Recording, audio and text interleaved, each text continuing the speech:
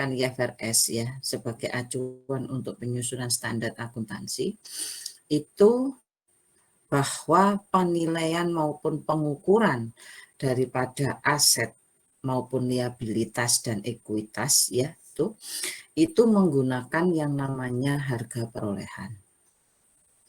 Nah, sekarang tidak ada opsi menggunakan fair value. Artinya kalau kita menggunakan fair value, dampaknya bahwa setiap tahun itu harus dilakukan penilaian terhadap aset maupun liabilitas itu.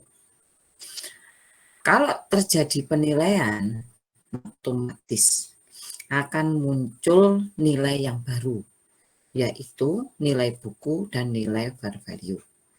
Nah, perbedaan antara nilai itu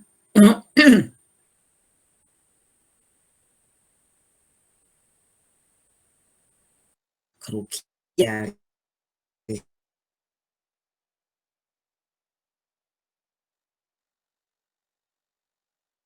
tidak terrealisasi.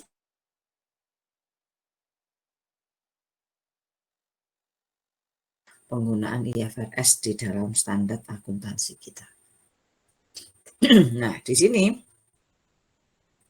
ini sudah diatur di PSK 68. Ini jadi keuntungan ataupun kerugian itu ya yang istilahnya itu belum terrealisasi maupun tidak terrealisasi itu ya akun itu nanti tetap dicatat di dalam laporan laba rugi. Nah, sekarang contohnya ini ya, PT Tutor menerbitkan obligasi nilainya adalah 1.500.000 dengan bunga 8% pada tanggal 7 Mei 2019. Kemudian PT Tutor memilih opsi wajar ya untuk mencatat obligasi ini. Sehingga kalau dia memilih opsi ini pada akhir periode sebelum pada waktu kita melakukan tutup buku ya 31 Desember hutang ini harus dibayar kembali.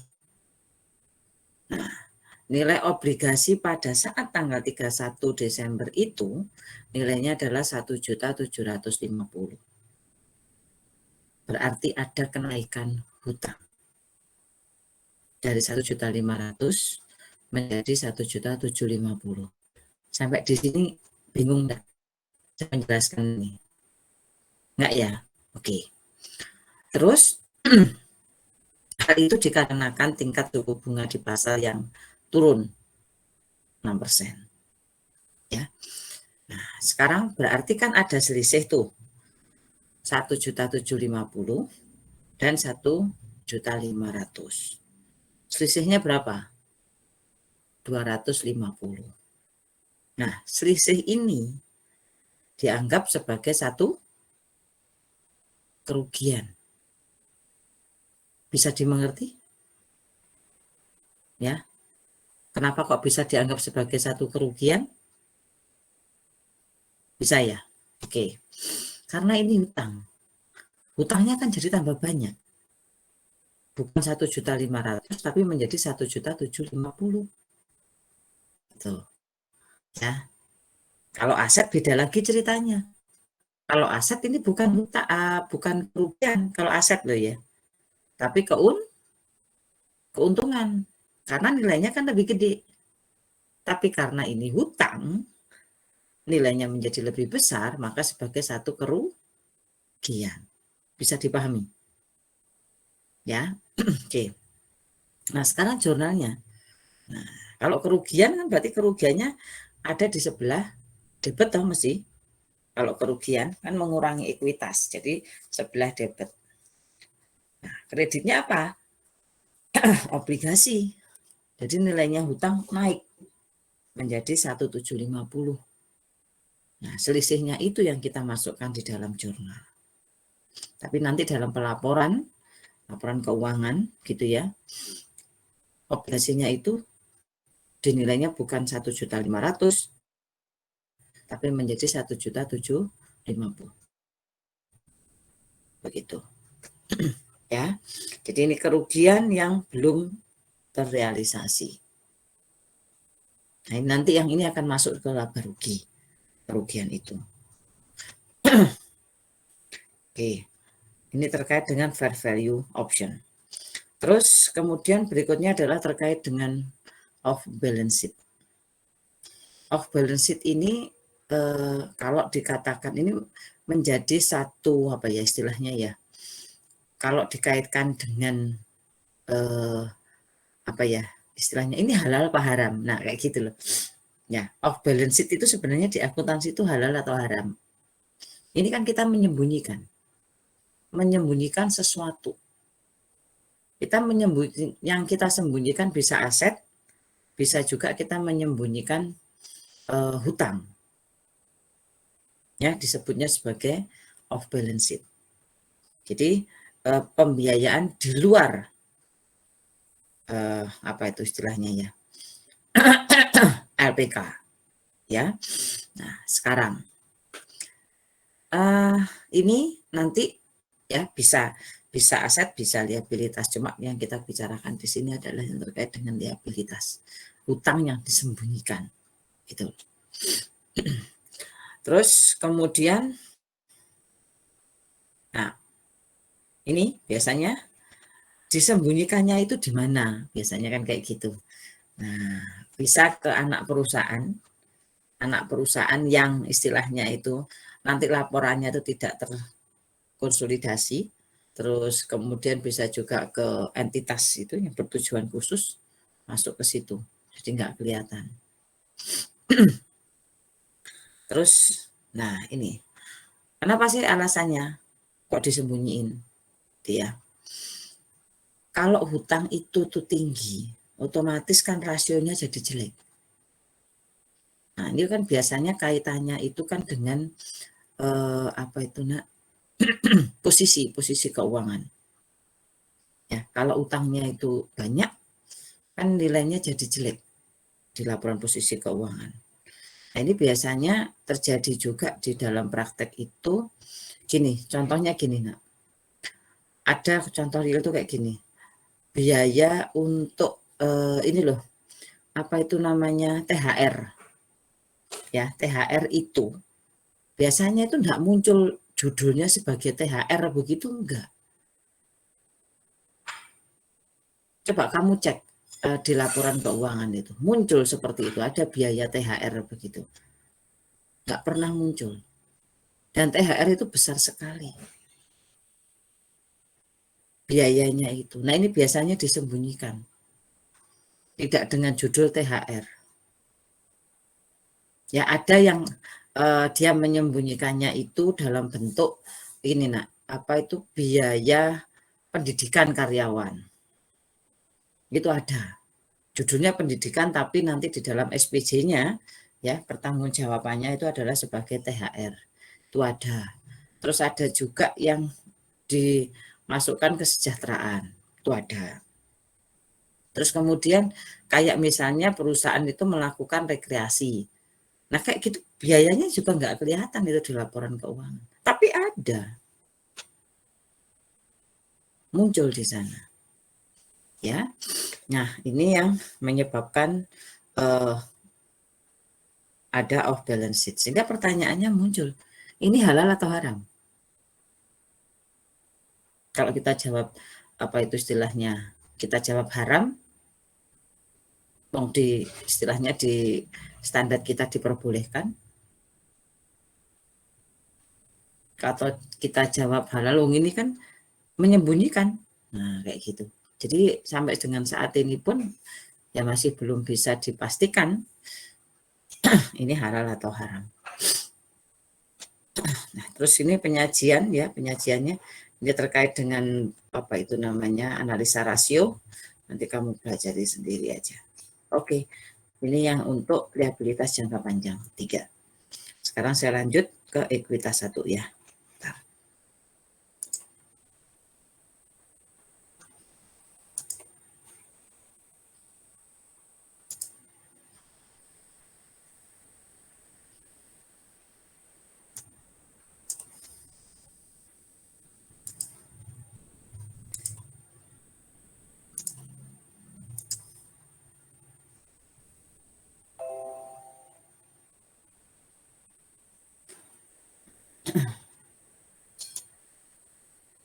Kelihatan? Ya. Nah, ini di ekuitas 1.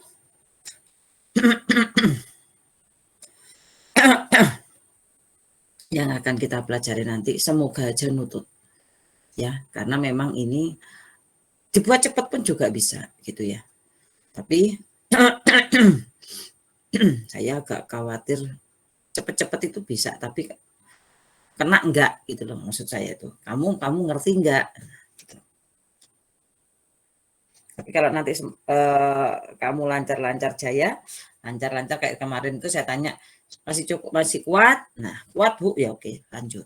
Gitu ya. Karena percuma nanti saya ngasih tapi kamu sudah jenuh, udah mentok gitu, enggak kuat. Oke, saya lanjutkan dulu. Nah, di sini ini balik lagi ya. Balik ke PA ya, pengantar akuntansi.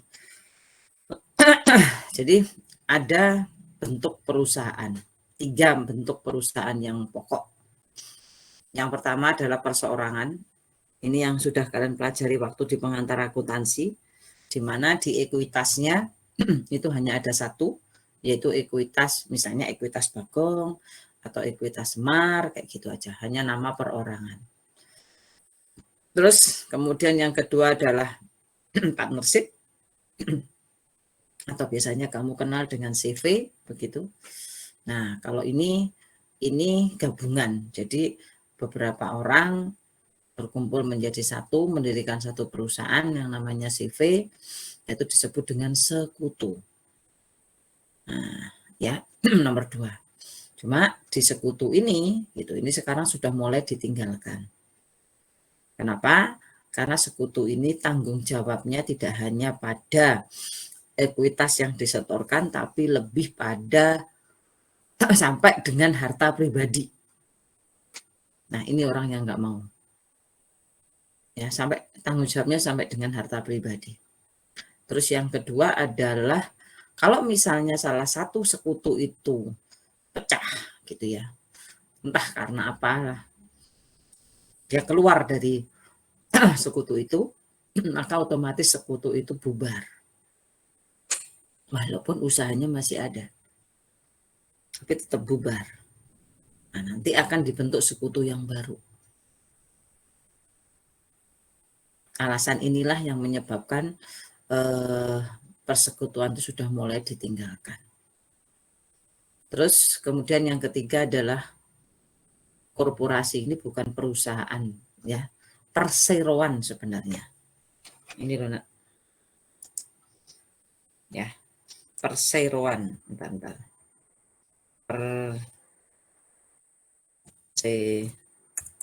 Nah, perseroan. Yang kamu apa itu namanya? Ada 3 kali khusus dari perusahaan perseroan, ini aja.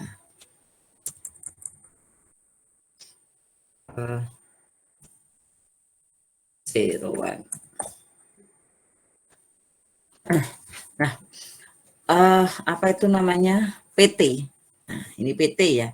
PT sekarang yang lagi istilahnya itu banyak yang kita jumpai di sekitar kita. Nah, PT ini ada yang PT terbuka dan ada PT yang tertutup. Nah, PT ini ekuitasnya, yaitu ekuitasnya terdiri dari saham.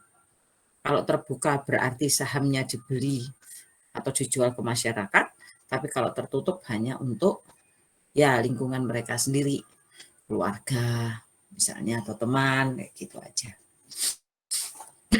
Itu untuk perseroan. Nah, di sini berarti muncul yang namanya ekuitas saham. Ya, ekuitas saham untuk yang PT.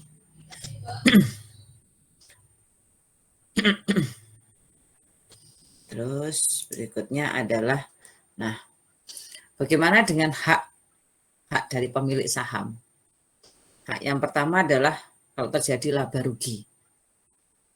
Nah, kalau laba atau rugi gitu ya, haknya kan pemilik saham itu ada minoritas, ada mayoritas. Nah, pemilik saham yang minoritas pemilik saham itu dibagi. Sebenarnya dibagi dari kurang dari 20%, 20 sampai 50, di atas 50%, begitu. Nah, untuk yang apa itu namanya?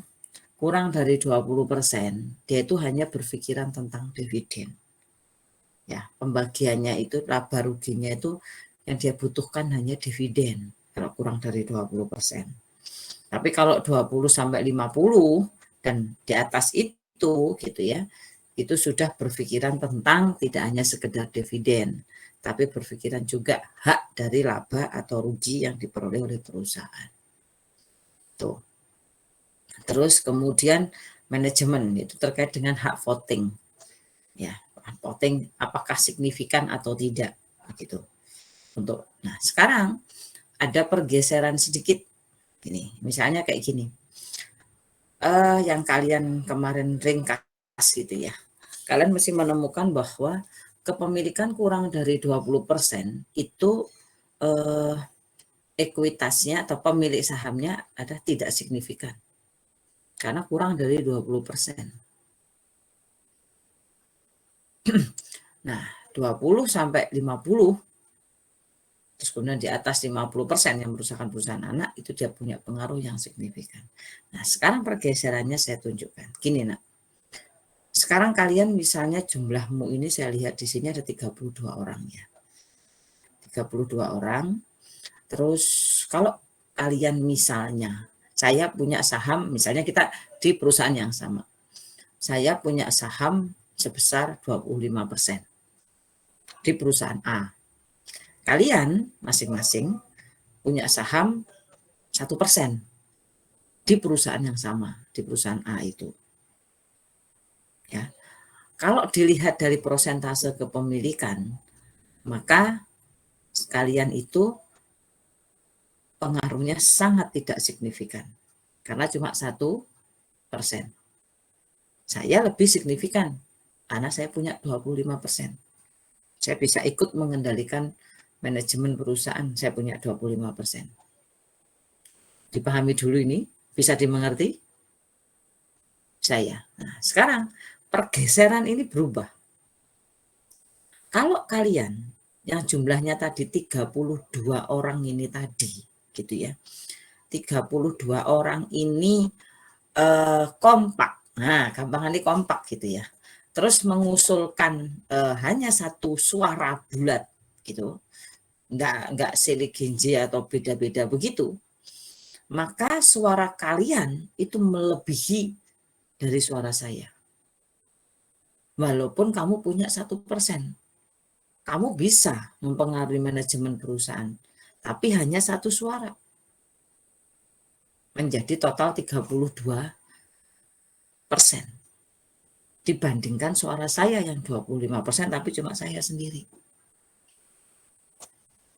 Bisa dipahami? Ya, jadi pergeseran itu yang terjadi saat ini.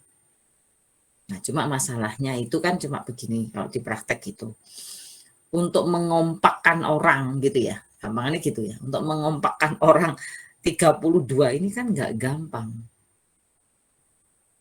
Gitu loh. Dan kita terkadang itu pemegang saham satu dengan yang lainnya kita pun juga nggak kenal. Kalau saham itu saham yang apa nak, yang terbuka, PT yang terbuka ya kita juga nggak tahu siapa sih pemegang sahamnya siapa aja. Gitu. Kita juga nggak kenal. Cuma ada fenomena seperti itu tuh ada pergeseran yang walaupun 1% tapi punya hak kendali di dalam manajemen perusahaan. Ya. Oke. Terus kemudian nah ini adalah komponen di ekuitas ya. Komponen di ekuitas itu ini. Jadi nanti akan ada saham biasa, ada saham preferen.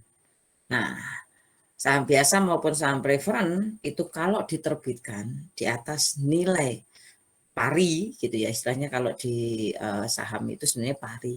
Cuma kadang-kadang yang masih banyak bernilai nominal sama aja sih. Cuma hanya istilah toh aja. Itu akan ada namanya agiu saham. Selisih itu. Ya. Terus kemudian di sini pun ada namanya saldo laba. Jadi saldo laba itu laba gitu ya Nak ya. Laba yang sudah dikurangi dengan pembayaran dividen gitu. Nah, itu dimasukkan sebagai saldo laba. Kemudian dari sini nanti itu dikurangi dengan saham treasury. Ada saham treasury. Kemudian ada juga namanya OCI. Nah, ini ada pengendali kepentingan non pengendali. Ini maksudnya yang saham yang minoritas itu loh. Sekarang itu dimunculkan. Kalau dulu enggak ada. Ya. Nah, dari sini sebenarnya itu saya ingin menjelaskan ke kalian tuh gini, Nak. Sampai dengan di sini ya, sampai slide ini. Ada 2 jenis pembiayaan. Ya, pembiayaan jangka panjang dari perusahaan yang bisa dilakukan. Yaitu yang pertama adalah menerbitkan surat hutang yang kemarin sudah kita bahas. Ya, surat hutang baik itu obligasi maupun wesel. Kemudian yang kedua adalah menerbitkan saham. Nah, masing-masing itu mempunyai konsekuensi yang berbeda-beda. Kalau kita menerbitkan hutang obligasi, surat hutang yang kemarin ya, obligasi kemarin, itu dampaknya apa? Dampaknya baik perusahaan itu posisi laba atau pada perusahaan posisi rugi, maka dia tetap akan membayar bunga. Dan bunga ini itu akan mengurangi, gitu ya, bunganya ini akan mengurangi dari laba itu. Semakin besar bunganya, maka labamu akan semakin turun. Ini kalau hutang, konsekuensinya hutang. Nah, sekarang kalau kita menerbitkan saham, konsekuensinya apa? Kita bayar dividen.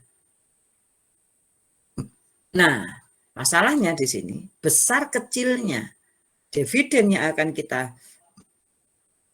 bagikan itu tergantung dari laba yang kita peroleh. Jadi, dividen yang kita bagikan itu bukan justru akan mengurangi laba, tidak. Tapi besar kecilnya dividen itu tergantung dari laba yang diperoleh perusahaan. Ya, nanti kita juga akan bahas di materi-materi berikutnya dividennya itu berupa apa saja. Apakah hanya duit? Tidak, nanti di belakang ya. Ini yang jadi kalau kalian berpikir kenapa sih setelah kita bicara hutang kok langsung kita ke ekuitas. Nah, ini sebenarnya alasannya 2 pembiayaan besar di perusahaan untuk jangka panjang gitu ya, yang dia bisa lakukan yaitu menimbulkan surat hutang atau menerbitkan surat hutang atau menerbitkan saham dengan konsekuensi masing-masing. Nah, sekarang bagaimana dengan prosedurnya ya? Nah, bagaimana prosedur apa itu namanya? Saham, ini nggak banyak itu, kamu nanti bacaan di WI. Nah, sekarang ini aja saya ke sini, akuntansi untuk penerbitan saham. Di akuntansi untuk penerbitan saham, tadi sudah saya bilang ada 2 jenis saham. Ada saham preferen, ada saham biasa. Nah, kalau kalian menginginkan hak suara, gitu ya, hak suara di dalam perusahaan, maka kalian harus membeli saham apa? Saham preferen atau saham biasa?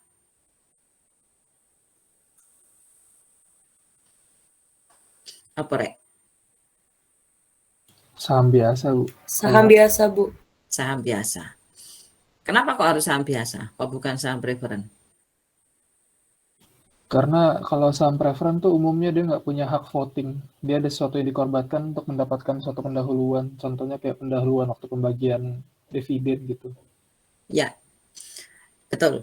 Jadi preferen, maksudnya preferen di sini adalah preferen atau keistimewaan dalam pembagian dividen. Nah, pembagian dividen yang dia terima memang dia dapat duluan dibandingkan dengan pemegang saham biasa, dapat duluan. Tapi yang dia dapat ya hanya berdasarkan prosentase yang dia punya. Kalau memang dia tuh punya, misalnya ya, kasarnya begini. Ini kita akan masih hitungan kasar ya. Perusahaan membagikan dividen itu taruh kata misalnya 1 juta gitu ya. 1 juta. Terus kemudian dibagikan untuk saham preferen. Preferen punya berapa persen? Misalnya gitu. Preferen punya 10%. Berarti preferen dapat berapa? 100.000 kan? 1 juta dengan 100.000. Nah 900.000 kemana Bu? 900.000 itu pemiliknya saham biasa. Gitu loh. Jadi memang dapatnya terakhir. Tapi namanya dapat terakhir ya. Ya bisa lebih banyak, bisa lebih sedikit. Itu karena dapatnya terakhir. Itu untuk saham biasa. Nah, pemegang saham dan perusahaan itu lebih banyak menerbitkan saham biasa dibandingkan dengan saham preferen. Makanya kalau kita kepingin mendapatkan hak suara, jangan beli preferen karena nilainya sedikit. Yang dibeli adalah saham biasa. Pinter. Ya, itu jawabannya. Oke. Ini tadi yang sudah saya jelaskan ya. Jadi ada agio saham ini adalah selisih dari harga pasar dengan nilai nominal atau nilai pari daripada saham itu. Kita menyebutnya adalah sebagai agio saham. Nah, ini contoh yang pertama, yaitu dengan nilai nominal. Nah, menyebutnya sama dengan nilai nominal. Berarti kan di sini, ini ada pergeseran sedikit beda dengan obligasi kemarin. Kalau obligasi kemarin kan gini, pada saat kita menerbitkan obligasi, entah itu ya yang kamu buat variasi-variasi itu loh, entah itu diterbitkan sama dengan nilai nominal, di atas nilai nominal atau di bawah nilai nominal, jurnalmu kan cuma satu, ya toh, kas pada hutang obligasi, selesai. Ingat enggak? Masuk wis lali. Nah, kan kayak gitu toh. Tapi ini enggak. Ini selisihnya itu, selisih nilai nominal dengan harga pasar, kalian masukkan ke dalam agio saham. Sehingga clue-nya di sini, akun modal saham biasa, akun ini, ya, akun modal saham biasa atau ekuitas saham ini ya, ekuitas saham ini. Apapun yang terjadi, dia akan tetap dicatat sebesar nilai nominal. Diingat-ingat itu. Apapun yang terjadi. Artinya apapun itu, baik itu diterbitkan di atas nilai nominal atau di bawah nilai nominal, maka dia tetap ditulis sebesar nilai nominal. Nah, yang berubah-ubah apa? Kas. Yang berubah-ubah itu kas. Nah, selisihnya nanti dimasukkan ke agio saham. Bentar.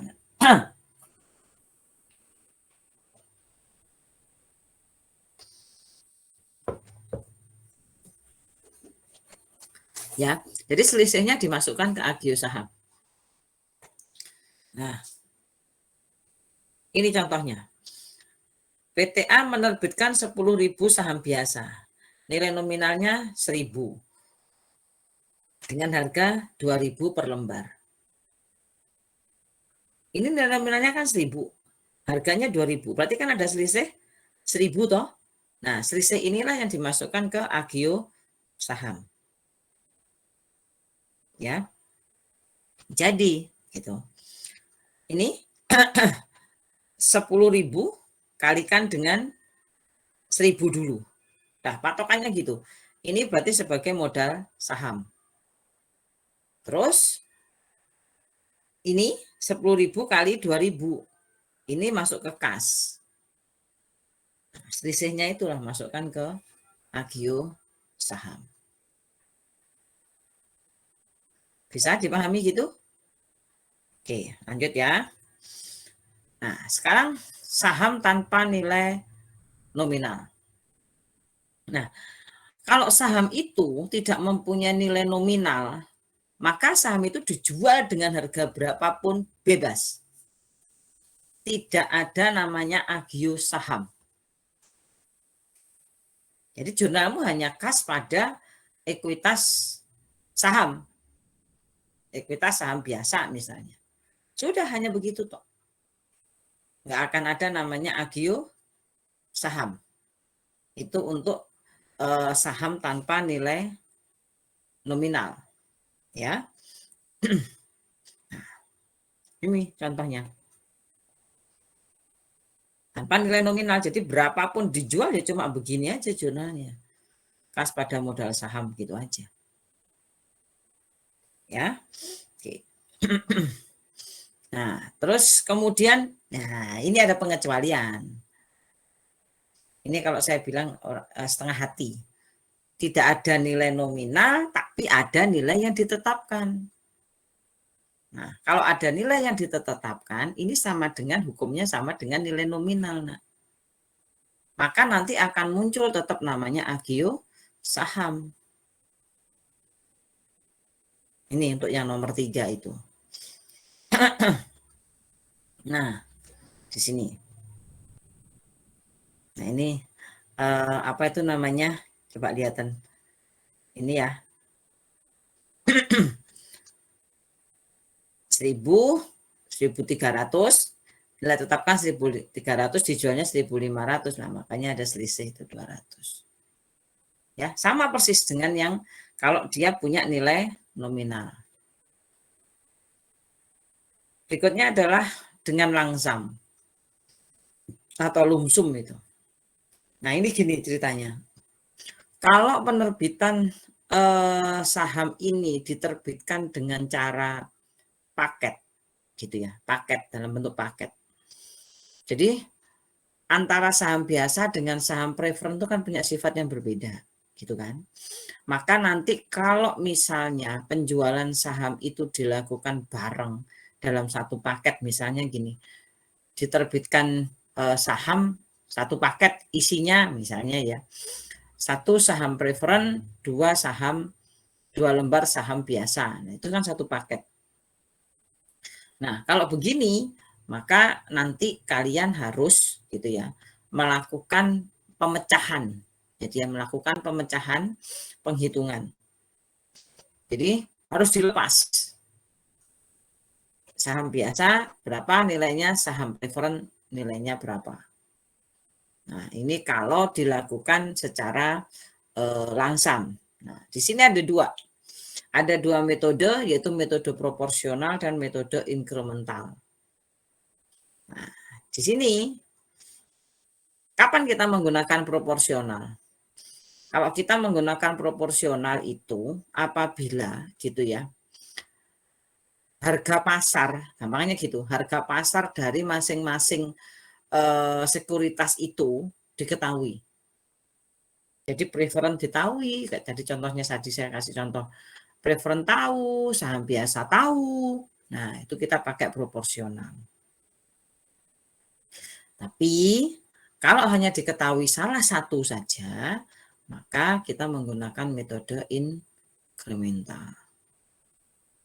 Jadi nanti kalau misalnya ujian itu keluar gitu ya, saya nggak akan gunakan metode proporsional atau gunakan metode inkremental, enggak. Kalian yang sendiri yang menentukan. Ini pakai proporsional atau pakai inkremental. Ya. Jadi kalau proporsional itu dua-duanya diketahui, saham biasa tahu, saham preferred tahu, tapi kalau salah satu yang diketahui adalah pakai inkremental. Ya. Nah, sekarang gini. Ada contohnya. Perusahaan menerbitkan 1.000 lembar saham biasa dengan nilai nominal 1.000 dengan nilai wajar 2.000.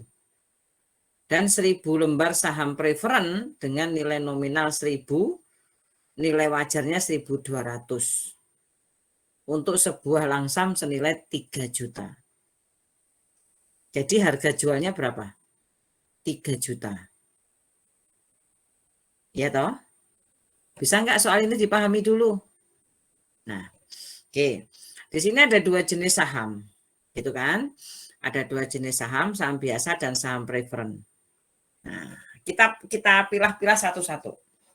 Berarti kita nanti akan menggunakan metode apa di sini? Proporsional. Proporsional, karena dua-duanya diketahui. Gitu. Nah, caranya Ini. Kita cari dulu saham seandainya dijual sendiri-sendiri, wes gampangannya begitu. Seandainya dijual sendiri-sendiri tapi tidak secara langsung. Dijual sendiri-sendiri berarti saham biasa gitu ya. Itu kan 1.000 gitu kan. Nilai nominalnya 1.000. Dijualnya dengan harga 2.000. Gitu kan? Berarti 1.000 kali 2.000. Ketemunya 2 juta toh. Nah, terus saham preferen 1.000. Nilai nominal 1.000. Harganya 1.200. Berarti kan tinggal 1.000 kali 1.200. Gitu. Nah, ketemulah ini 1.200.000. Ini seandainya dijual sendiri-sendiri itu harusnya yang diterima itu adalah 3.200.000. Nah, tapi karena ini dijual dalam bentuk langsam atau paket gitu, yang diterima cuma 3 juta. Gitu loh. Nah, maka dari itu kamu harus bagi 3 juta itu bagiannya biasa berapa, bagiannya preferen berapa. Gitu loh logikanya. Nah, caranya bagi, ini kan sudah ketemu tuh 3.200.000 toh. Nah, sekarang caranya bagi berarti untuk saham biasa kan ini 2 juta dibagi 3.200.000 kali 3 juta. Ketemulah ini 1.875. Terus saham preferen berarti 1.200, 1.200.000 dibagi 3.200.000 kali 3 juta.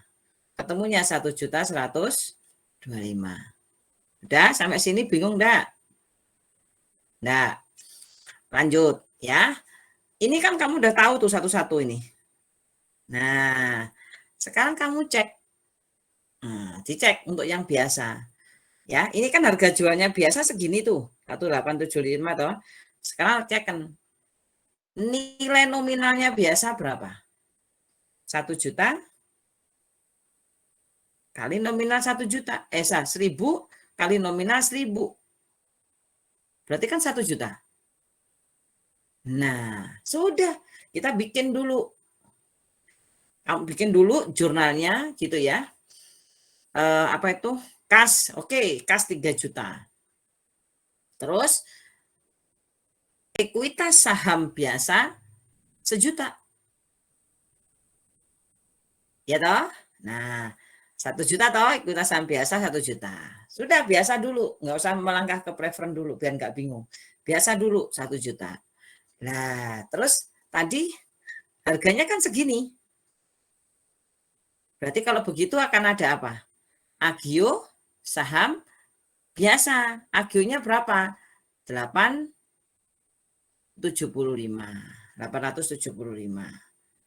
Oke, saham biasa selesai. Sekarang melangkah ke saham preferen. Saham preferen harga jualnya segini 1.125.000. Berarti kalau begitu, nah nilai nominalnya berapa? Cek dulu. Nilai nominalnya 1.000 sama kali 1.000. Berarti kan tinggal, 1.000 kali 1.000 kan 1 juta. Tulis deh, ekuitas saham preferen 1 juta. Nah, berarti sekarang selisihnya berapa? 125. Ini sebagai agio. Paham nak? Bisa dimengerti? Oke. Kalau misalnya Bu, kalau misalnya gini saya bingung. Nah, gitu ya. Kalau misalnya gini gimana? Misalnya kamu bikin jurnalnya. Modal saham biasa 1 juta. Habis gitu agio saham biasa 875. Terus yang berikutnya adalah modal saham preferen 1 juta. Agio saham preferen 125 gimana? Enggak apa-apa. Enggak masalah. Kamu buat seperti itu juga enggak masalah. Yang penting di sini kamu paham. Ini kan kebetulan angkanya kecil-kecil. Kalau misalnya nanti, ya misalnya ya nak ya, misalnya itu dijualnya itu dalam bentuk paket. Jadi dijual misalnya 1.500 paket saham. Satu paket terdiri dari, nah, kayak gitu. terdiri dari misalnya satu saham biasa, satu saham preferen, 5 saham biasa misalnya kayak gitu. Itu nanti gimana? Nah, itu nanti tekniknya sama. Kalian cari, ya, caranya nyari saya kasih tahu. Jangan dikalikan dengan jumlah paket dulu. Jumlah paket itu terakhir saja nanti. Yang kamu cari adalah harga satu paketnya dulu. Ya, harga satu paketnya kamu cari persis dengan ini. Jadi saham biasanya itu berapa nilai nominalnya? Gitu ya, nominalnya berapa, nilai wajarnya berapa. Satu paket aja dulu. Baru nanti pada waktu kamu bikin jurnal begini, baru kalikan dengan jumlah paketnya itu berapa. Itu akan lebih memudahkan kalian.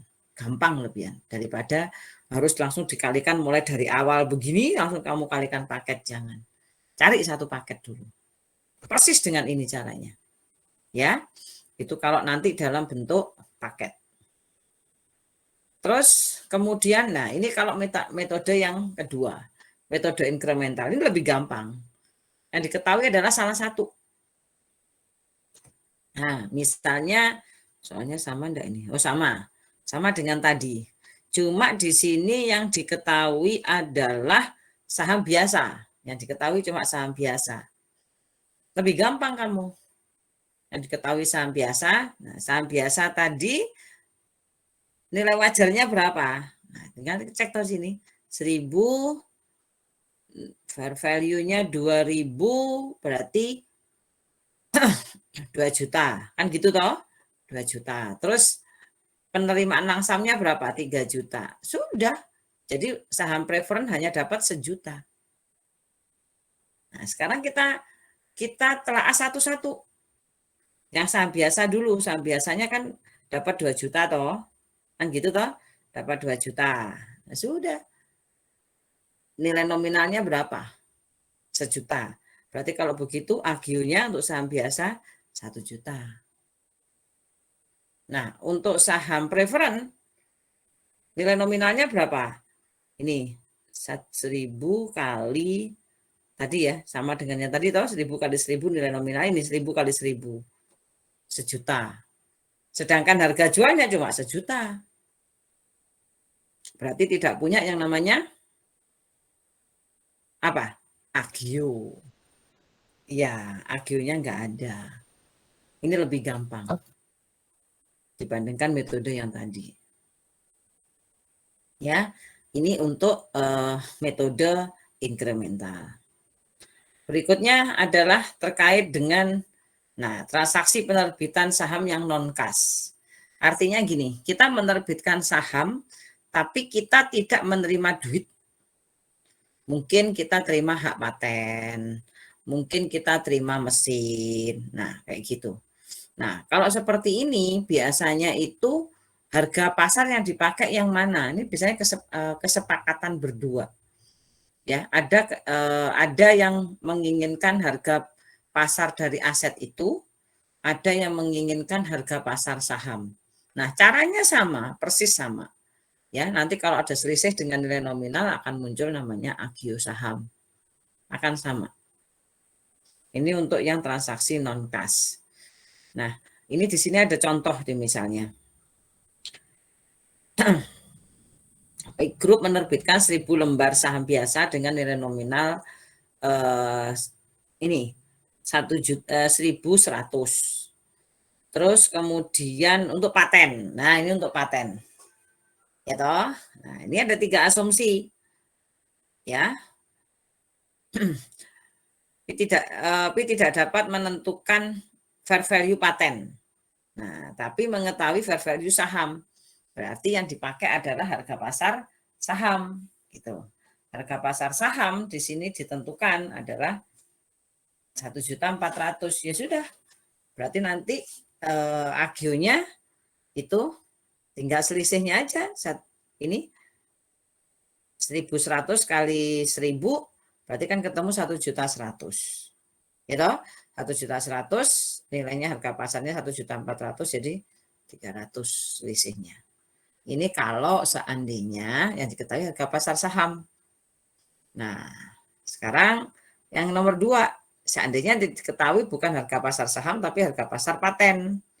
Sama persis.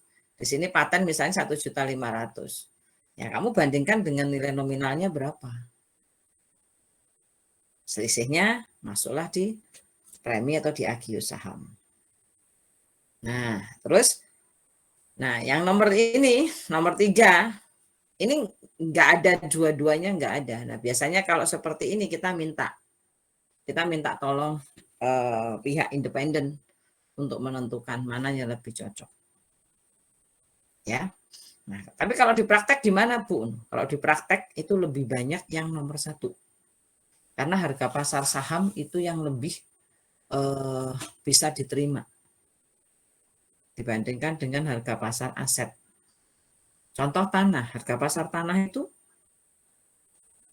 kan seenaknya aja orang ngomong seneng, terus harga pasarnya sekian gitu. Misalnya sekarang aja di daerah Gria Santa itu orang, kalau kalian misalnya kos di daerah situ, orang ngomong ya seenaknya orang ngomong aja di situ. Harganya tanah berapa sekarang? Dulu masih tidak ada artinya apa-apa. Waktu zamannya saya kuliah itu. Sekarang semakin lama, semakin banyak mahasiswa, harganya semakin mahal. Ya, itu contoh untuk yang transaksi non-kas. Nah, sekarang untuk biaya yang terkait dengan penerbitan saham. Nah, kalau penerbitan saham gitu ya, itu kan mesti ada biaya-biaya yang terkait di situ. Nah, di sini apa yang harus dilakukan gitu ya. Nah, yaitu mendebet akun agio saham. Jadi akan mengurangi hasil dari penjualan saham itu. Ya, jadi tidak muncul sendiri sebagai biaya begitu. Ini tidak di luar, maksudnya tidak di luar konteks konteks penjualan saham, maksudnya begitu. Beda dengan kayak biaya listrik, kayak biaya telepon, kayak begitu beda. Tapi ini include di dalam satu penerbitan saham itu. Nah, berikutnya adalah terkait dengan saham treasury. Masih kuat? Masih, mantap. Oke, saham treasury itu gini, nak. Saham treasury itu saham yang beredar di masyarakat. Kemudian dia tarik dulu di perusahaan untuk suatu saat dijual kembali. Itu namanya saham treasury. Nah, di sini gitu ya. Ada beberapa hal yang kalian bisa baca di slide itu gitu ya. Mengapa sih perusahaan itu melakukan itu gitu ya. Biasanya salah satu alasannya adalah untuk menahan biar harga itu tidak terus naik. Karena kalau harga terus naik tiba-tiba jatuh jeblok gitu, ya terasa jelek akhirnya kan. Nah, biasanya untuk nahan itu dilakukanlah treasury itu. Salah satunya seperti itu, ya. Terus kemudian, sekarang bagaimana perlakuan saham treasury? Saham treasury ini nanti juga harus sifatnya mengurangi di dalam ekuitas saham. Itu saham treasury itu nanti. Terus sekarang bagaimana dengan pembelian saham treasury? Jadi penarikan maksudnya ya, penarikan saham yang berada di masyarakat ditarik kembali oleh perusahaan itu. Nah, di sini ada 2 metode, yaitu menggunakan metode cost atau menggunakan metode nilai nominal. Nah, di sini metode cost itu, ini akun saham treasury didebet untuk biaya perolehan kembali dan melaporkan akun ini sebagai pengurang ekuitas. Jadi nanti gini, kamu nanti akan mengenal nilai nominal saham treasury. Nah, kayak gitu. Misal gampangannya gini. Tadi saham yang pertama tadi nilainya misalnya tadi kan ada 1.000 misalnya contoh tadi ya. 1.000 lembar saham 1.000 lembar saham biasa terbit dengan nilai nominal 1.000. Ya toh, dijual dengan harga, diterbitkan dengan harga misalnya 1.200. Gitu kan? Nah, sekarang saham itu ditarik oleh di perusahaan ditarik. Ditariknya tidak 1.000, ditariknya cuma 100 misalnya. Nah, nariknya harganya berapa? Misalnya ditarik dengan harga 1.000, taruh kata ya, ditarik dengan harga 1.500. Nah, maka harga narik pertama ini akan menjadi nilai nominal saham treasury. Jadi nilai nominal saham treasury itu menjadi 1.500 karena dia narik pertama 1.500. Terus nanti pada saat saham treasury ini akan dijual kembali gitu ya, maka patokan kamu sudah bukan lagi pada angka 1.000 tapi 1.500 untuk menentukan agio saham treasury. Nah, dengan munculnya saham treasury, maka kalian nanti akan ketemu yang namanya nilai nominal saham biasa, nilai nominal saham preference, dan nilai nominal saham treasury. Demikian juga dengan agio. Agio saham biasa, ada agio saham preference, dan agio saham treasury. Bisa dipahami sampai sini? Oke. Terus kemudian metode nilai nominal. Ya. Metode nilai nominal ini nominalnya akan dilaporkan sebagai pengurang dari modal saham saja. Ya. Nah, coba kita cek kita dengan menggunakan metode biaya. Ini biar lebih gampang, ya. Menerbitkan 10.000 lembar saham biasa dengan nilai nominal 1.000 per lembar, terus dengan harga 1.300 per lembar. Oke, ya. Mempunyai saldo laba 3 juta. Nah, ini mempunyai rincian pembelian sebagai berikut. Ini coba kamu perhatikan. Awalnya kan punya 1.000 toh. 10.000 lembar kali 1.000. Berarti ketemu 10 juta. Sampai sini ngerti ya? Terus kemudian apa mana gimana? Nah, ini selisihnya tadi preminya berapa tadi? 300 ya? Atau akhirnya 300 kali 10.000 piro? 3 juta. Ya. Nah, ini yang salah ini. Saldo labanya 1.500. Di sini 1.500 tapi di sini bunyinya 3 juta. Bentar ya, Ibu tak lihat di bawahnya dulu ya. Yang benar yang 3 juta atau yang 1.500 dulu ya. Bentar ya. Nanti saya khawatir karena ini ada kaitannya. Tak lihat dulu. Sebentar. Kayaknya 1.500 kayaknya. Bentar. Tak lihat. Karena ini PPT dari jurusan gitu loh. Jadi Ibu enggak buat. Bentar. Oke. Tak rubah ya ini ya. Biar kamu tidak bingung. Bentar. Nah, nanti kalau kamu minta PPT-nya biar enggak bingung. Ini tak ganti 1 juta 500. Ini ya nak. Saldo labanya jadi 1.500.000. Biar sama dengan ini tadi. Ya, paham ya? Kasus ini dulu ya. Oke, saya ingin melangkah ke berikutnya. Kita membeli saham yang beredar tadi 10.000 tadi yang beredar dengan harga 1.000 toh. Nilai nominalnya 1.000, sorry. Nilai nominalnya 1.000. Bentar.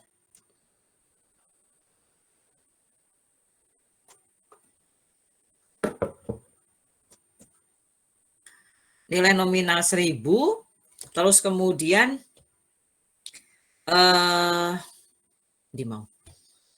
ini ditarik lagi berapa? 2.000. Ditarik lagi 2.000 dengan nilai, nah ini nilai 1.100. Nilai ini kan narik pertama toh, narik pertama. Maka nilai ini yang tadi saya sebutkan sebagai nilai nominal saham preference, nilai nominal saham treasury. Bisa nggak dipahami? Sing anu mek nuwah tok. Kalian ini ngerti apa bingung? Dari aku aman, Bu. Aman ya? Ya wis. Jadi, oke. Sekarang tarik deh 2000. Ditarik 2000 gitu ya. Dengan harga ini. Ini menjadi nilai nominal saham treasury. Narik namanya narik berarti kan uang kita berkurang toh. Saham treasury-nya. Nah, jadi di debit mengurangi. Yang beredar jadi berkurang. Saham treasury pada kas 2.200.000. Ini kali 2000. Perhatikan di bawahnya ini sekarang. Nah, ini yang terbit tadi kan awalnya 10.000 toh. Ya toh? Terus premi saham 3.000 tetap nggak ada masalah, saldonya tetap. Nah, ini coba perhatiin. Saham treasury kan 2.000 lembar yang beredar, berkurang. Akhirnya ini menjadi pengurang. Bisa dimengerti, nak? Halo? Aman ya? Yes. Yang kedua, ini penjualan saham treasury. Nah, penjualan saham treasury itu bisa di atas bisa di atasnya apa itu namanya nilai nominal treasury atau di bawahnya nilai nominal treasury. Kalau di atas nilai nominal treasury itu tidak ada masalah. Baik-baik saja, aman-aman saja. Yang menjadi masalah itu kalau di bawah nilai nominal. Kita harus hati-hati. Kita harus cek dulu. Apakah agio saham treasury itu bisa menutup kekurangan atau selisih kurang dari penerbitan saham treasury yang di bawah nilai nominal. Kalau masih aman ya tidak ada masalah. Lanjut aja. Tapi kalau enggak lah ini berarti kalian harus mengambil selisihnya itu dari saldo laba. Nanti ya coba ya tak cek dulu ya. Nah, kalau ada tidak ada masalah. Ini lembar tersebut kemudian dijual dengan 1.500. Nah, 1.500 tadi ditariknya kan 1.100 toh. Nah, saham treasury-nya berarti muncul deh premi sebesar 400. Ya, muncul premi sebesar 400 karena yang dijualnya kan harganya 1.500. Tariknya tadi dengan harga 1.100. Paham sampai sini? Oke, lanjut. Nah, sekarang di bawah. Kita tadi punya berapa? Kita tadi punya premi berapa? 400 ya. Ingat-ingat ya, preminya untuk saham treasury 400. Terus kemudian kita jual. Kita jual lagi tapi jualnya justru di bawah. Nah, di bawah dengan harga 800. Padahal kita tariknya tadi 1.100. Ya toh? Nah, muncullah di sini premi berapa? 200. Tapi di debit. Kita punya premi tadi berapa?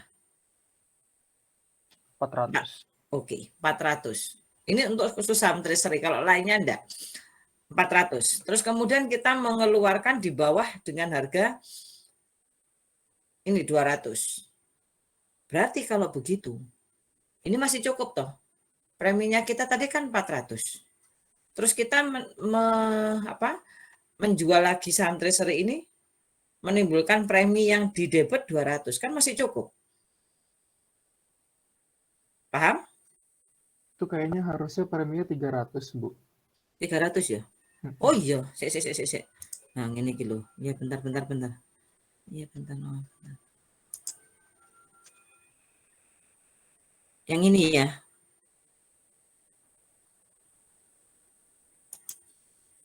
Yang harus dirubah sebentar. Oh iya benar. 800, ini 1.100, berarti ini 300. Ya, berarti masih cukup toh. Tadi kan kita punya 400, terus kemudian di apa namanya, Nak? Di menjadi 100. Oke.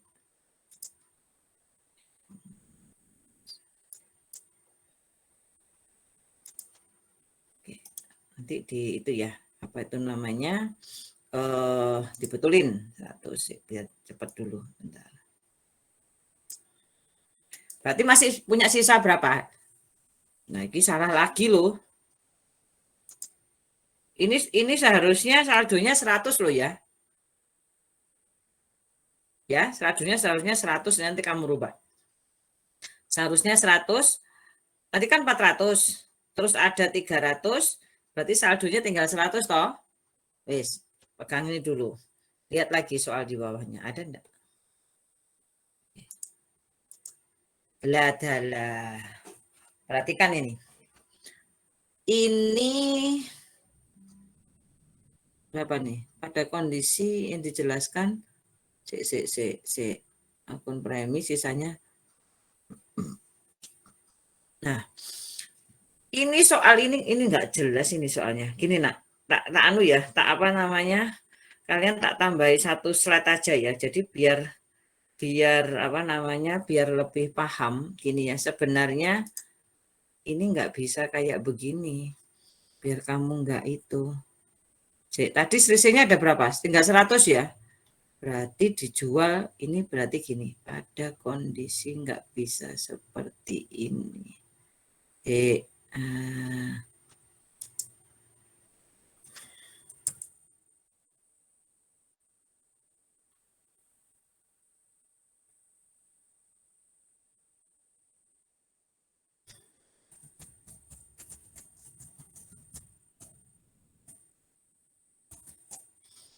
Telah menerbitkan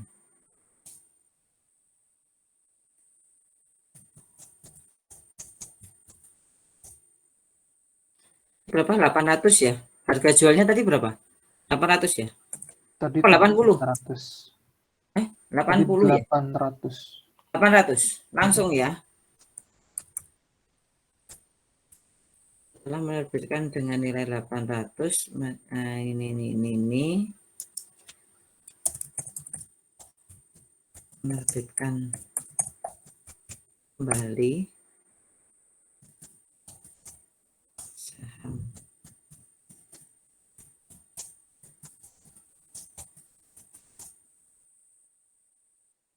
dengan harga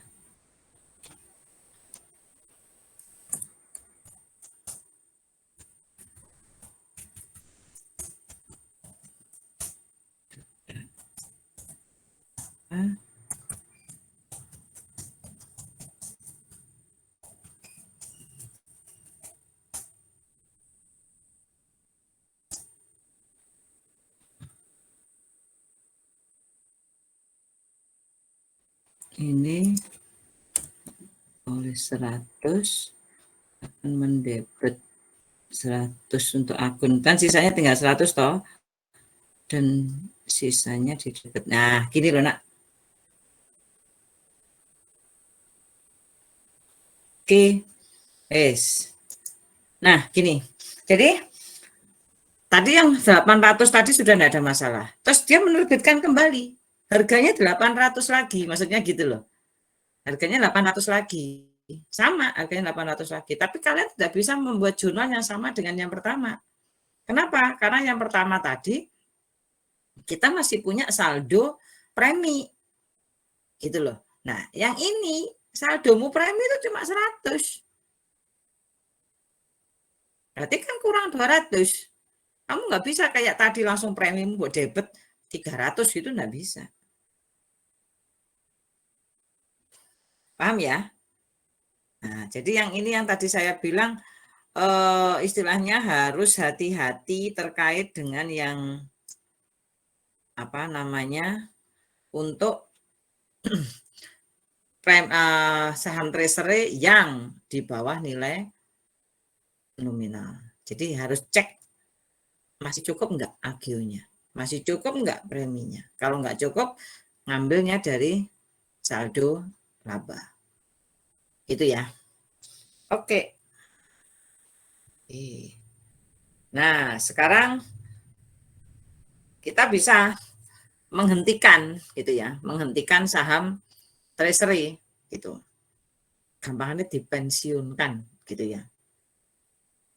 Saham itu tidak diterbitkan. Oh no. Nah, ini dapat menyetujui pensiun saham treasury, jadi menghentikan saham treasury Terus kemudian, nah ini efeknya akuntansi bagaimana? Nah, di efek akuntansi itu mirip dengan penjualan saham treasury. Ya, nah ini apabila terkait dengan pensiun tapi bukan uang tunai, terkait dengan akun modal saham. Udah, selesai. Nah, habis. Oke, selesai. Nah, sudah. Sekarang silahkan. Kalau mungkin ada yang perlu kalian diskusikan terkait dengan ekuitas, satu sama tadi itu materi hari ini pokoknya. Silahkan kalau ada pertanyaan. Semoga nanti Senin saya bisa masuk ya, tapi bisa masuk di kelas gitu maksud saya.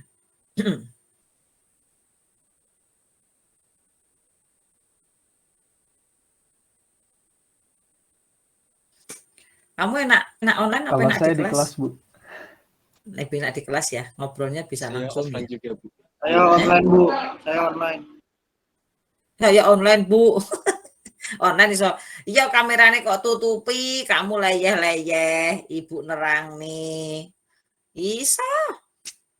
Mesti kok apa sing dibuka kamerane ngono berarti jarene gak ngono. Engko kamerane buka, tapi mek ketok bathuke tok.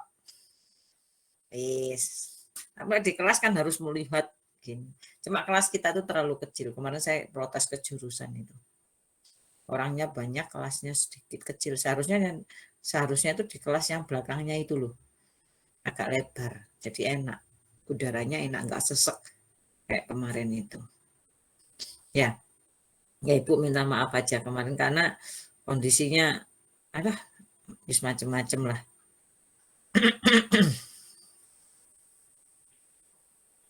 Makanya dari kosong susah juga nyarinya, makanya ya sudahlah.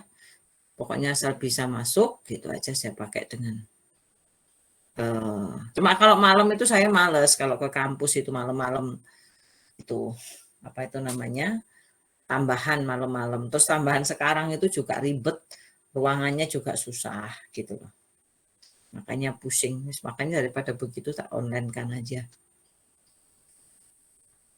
Ya namanya orang yang macam-macam ya nak ya. Ya wes saya ada yang mau ditanyakan? Kok wes ngantuk? Ya udah, kalau nggak ada, berarti saya close ya. Nanti insya Allah Senin kita bisa ketemu di kelas.